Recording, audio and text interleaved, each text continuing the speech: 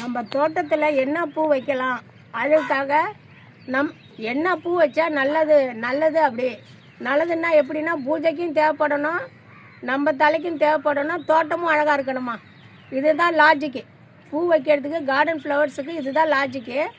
இப்போ நான் வந்துமா செம்பருத்திலே ஒரு 18 வகை செம்பருத்தி வச்சுருக்கேன். எல்லாமே அழகு தான், பூஜைக்கு ஏற்ற பூ தான். அதுக்கு முன்னெல்லாம் அதாவது ஒரு 2000 வந்து செம்பருத்தியே தலையில் வைப்பாங்க. அடுக்கு சிகப்பு செம்பருத்தி, பிங்க்கு செம்பருத்தி தலையில் வைப்பாங்க. இதெல்லாம் வந்து பூஜைக்கும் தேவைப்படும், நமக்கும் தேவைப்படுமா. பாயிண்ட் 1.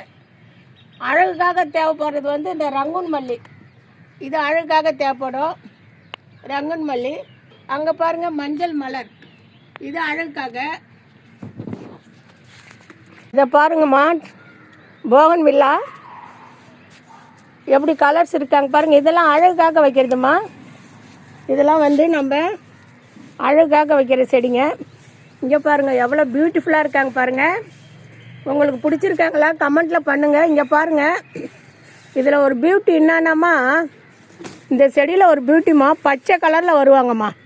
அவங்க பூ வச்சு வரும்போது பச்சை கலரில் வைப்பாங்க. இதெல்லாம் அழகுக்காக வைப்பது, சரிங்களா. இதை பாருங்கள் 2 கலர் நம்மகிட்ட போகன் வில்லா இருக்குது. அப்புறம் இங்கே பாருங்கள் அரளி. இதெல்லாம் கார்டனில் தான் இருக்கணும், கீழே வாசலில். பட் என்கிட்ட செடியை களவாடிட்டாங்கம்மா, அதனால் நான் கொண்டாந்து மேலே வச்சிட்டேன். இதெல்லாம் அழகுக்காக வைக்கிறது, சரிங்களா. அப்புறம் இது வந்துமா செண்பக செடி. கிரீன் நெட்லேருந்து ரொம்ப கொஞ்சம் கலர் சோடை போன மாதிரி இருந்தாங்க. அப்புறம் வெயிலில் வச்சுட்டோமா. வெயிலில் வச்சதுக்கப்புறம் இங்கே பாருங்கள் நடுவுலாம் பச்சை ஓடுறாங்க. அப்போ இதுக்கு வெயில் தான் பத்தலையாட்டிருக்கு. பாருங்கள் வெள்ளை அடுக்கு சங்குப்பூ. இதெல்லாம் நம்ம வாசல்லே 2 பக்கம் வச்சுட்டோம்னாமா சூப்பராக இருப்பாங்க.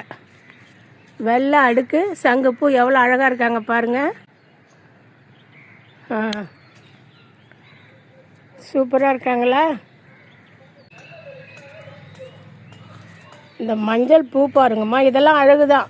இதை நான் காசு கொடுத்து வாங்கலை. ஆடி மாதம் பால் அதில் ஒரு வண்டு உக்காருது பாருங்கள். ஆடி மாதம் அம்மா வீட்டு குலதெய்வத்துக்கு போயிட்டு வர வழியில் ரோட்லேருந்து உடச்சிட்டு வந்து வச்சோம்மா. எவ்வளோ சூப்பராக வந்திருக்காங்க பாருங்கள். இதெல்லாம் அழகாக வைக்கிற செடி தான். கேசவர்த்தனை செடி. பூக்கள் பாருங்கள் எவ்வளோ அழகாக இருக்குன்னு. 2 நாளைக்கு முன்னே தான் தொட்டி மாற்றி வச்சேன். எவ்வளோ பியூட்டிஃபுல்லாக இருக்காங்க பாருங்கள். இது வந்து ஹேர் ஆயில், தலைமுடிக்கு ரொம்ப நல்லதுமா. நம்ம முடிக்கு இது ரொம்ப ரொம்ப நல்லது. பூக்கள் பாருங்களேன் பர்பிள் கலரில் இருக்கும். இங்கே பாருங்கள் பர்பிள் கலர். ரங்கூன் மல்லி கூட இருக்குமா நம்மக்கிட்ட. ரங்கூன் மல்லி வந்து மஸ்டர்ட் கலரு. 3 கலருமா. ரங்கூன் மல்லியில் எப்படியுமே 3 கலர் இருக்கும். ஏற்கனவே பிங்க்கு, ஒயிட்டு, லைட் சாண்டல் இருந்தது. இப்போ மஸ்டர்ட் கலர், ஒயிட்டு, சாண்டல்னு இருக்குமா. அப்புறம் இங்கே பாருங்கள், நான் ஒரு சீக்ரெட் சொல்கிறேன் உங்களுக்கு. இது வந்து மஞ்சள் செம்பருத்திமா. நான் வாங்கும்போது லைட் கலர், சரிங்களா. இப்போ எப்படி கலர் டார்க்காக இருக்காங்க பாருங்கள். இதுக்கு என்ன ரீசன்னா, நல்ல டார்க்காக இருக்காங்க பாருங்கள். லைட்டு மஞ்சளில் வாங்கினேன். அதுக்கு என்ன ரீசன்னா, செடி வந்து ஆரோக்கியமாக இருக்காங்கன்னு அர்த்தம். இலைகள் பெரிதாக வந்திருக்காங்க, இப்போ ஆரோக்கியமாக இருக்காங்க. நம்ம தோட்டம் வச்சு பூந்தோட்டம் வச்சு பூக்கள் பறிக்கும்போது ஒவ்வொரு செடியோடைய பூக்கள் வந்து இப்படி நிறம் மாறும். இப்படி நிறம் மாறினாலே நம்ம தெரிஞ்சுக்கலாம் செடிகள் நல்லா ஆரோக்கியமாக இருக்காங்கன்னு.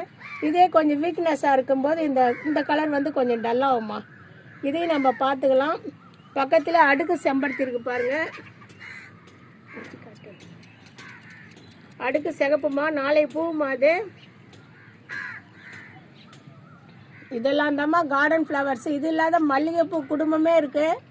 ஜாதி மல்லி இருக்குது, அடுக்கு மல்லி இருக்குது, ராமர் மல்லி இருக்குது, முல்லை இருக்குது, காக்கட்டா இருக்குதுமா. கலர் காக்கட்டா இருக்குது. இன்னும் வெள்ளை காக்கட்டா வாங்கணுமா. ஆனால் நான் என்ன ரோஜாக்கள் நிறையா இருக்குமா. நான் என்ன பண்ணிட்டேன், இந்த சித்திரை மே மாதம் ஒரு ஆளை வச்சு 15 ரோஜாக்கள்மா எல்லாத்தையும் பால்கனியில் இறக்கிட்டேன். வெய்ய தாங்கலைன்னு. நான் செஞ்சது பெரிய தப்புமா.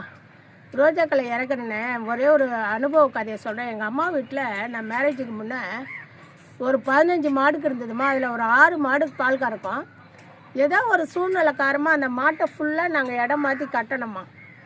இடம் மாற்றி ஒரு 2 நாள் கட்டி திரும்ப கொண்டு வந்தேன். 2 நாள் இப்படி அவுத்துட்டு போயிட்டு திரும்ப வரும்போது அந்த மாடுகளுடைய இதுவே எண்ணிக்கையே அப்படியே படிப்படியாக குறைய அப்படியே மாடுங்களே நாங்கள் விற்றுட்டோமா.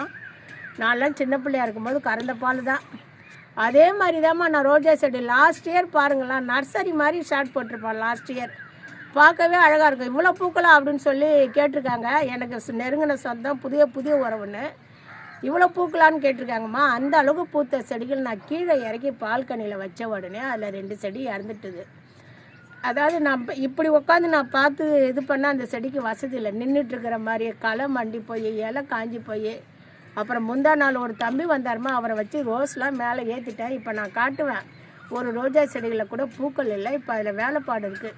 காய்ந்த இலைகளை கிள்ளணும், காய்ந்த கிளைகளை அகற்றணும், கொஞ்சம் மண்ணை கிளறி விடணும், அவங்களுக்கு கொஞ்சம் வேப்ப முன்னாக்கு கொடுக்கணும், அப்புறம் நாளைக்கு மணிலா புண்ணாக்கு கொடுக்கணும். ஒரு 10 days ஆனால் ரோஜாக்களை பற்றி ரோஜாவோட டிப்ஸே சொல்கிறேம்மா.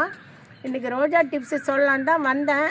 ஆனால் செடியில் மொக்கு ஒரு சில மொக்கு தான் இருக்குது, அது திருப்தியாக இருக்காது, எனக்கே திருப்தி இருக்காது போட்டால். இப்படி தாம்மா. அதாவது எதுக்காக சொல்கிறேன்னா, ஒரு இடத்துல இருந்தால் ஒரு இடத்துல விட்டுடணும். மாறும்போது ஒரு சில இதாக கூட இருக்கலாம், சேஞ்சிங் பார்வைகள், அது பூக்கும்போது அதெல்லாம் நிறைய இருக்குமா. அதெல்லாம் இல்லைன்னு நான் சொல்ல மாட்டேன், இருக்குது. அதனால் இப்போ எனக்கு 2 செடி காஞ்சே போயிடுச்சு. அதை தூக்கி வச்சுவோம். இந்த மாதிரி பாருங்கள், இந்த மாதிரி டெரக்கோட்டா தொட்டியை எனக்கு தெரியாத வீட்டுக்கே தூக்கிட்டு போயிட்டான். அதுக்கப்புறம் 4 தடவை அன்றைக்கே ஃபோன் பண்ணுறேன், எடுக்கலாம். அதுக்கப்புறம் நம்ம தோட்டத்துக்கே வரலம்மா. அவன் வந்தானா இந்த தோட்டமே சுத்தமாக இருக்கும், தொட்டி தூக்கி போயிட்டோமேனு அவன் வரவே இல்லை. இதெல்லாம் லைஃப்பில் எதோ பார்க்குறோம், அப்போ இதையும் பார்த்துட்டு போக வேண்டியதானே. அதனால் நான் செஞ்ச ஒரே தப்பு, தை மாதம் ஆற்று திருவிழாவில் சேஞ்சிங் ரோசஸ் 4 வாங்கினோம்மா. அந்த சேஞ்சிங் ரோசஸ் தாம்மா சுருங்குனாங்க, மேலே கருப்பாக சுருங்குனாங்க. அவங்கள மட்டும் நான் கீழே இறக்கிருக்கலாம். நான் ஏற்கனவே வச்சுருந்த பன்னீர் ரோஸு, ரெட்டு, எல்லோ எல்லாத்தையும் கீழே இறக்கிட்டேம்மா. அது என்னையே அறியாத செஞ்ச தவறு. இப்போ அந்த பாடமும் கற்றுக்கிட்டேன். இதுதான் கார்டனில் பூக்கள் வளர்ச்சி, பூக்கள் இது. ஒரு பூச்செடியே வாங்கிட்டு வந்து அது எப்படி வைக்கணுமா என்னன்னு நீங்கள் கேட்டிங்கன்னா நான் ரிப்ளை பண்ணுறேம்மா. இப்படி தான் பூச்செடி, கார்டனில் பூச்செடிகள் வைக்கிற ஐடியாஸ்மா. வாழ்த்துக்கள், மங்களம் உண்டாகட்டும். நன்றி.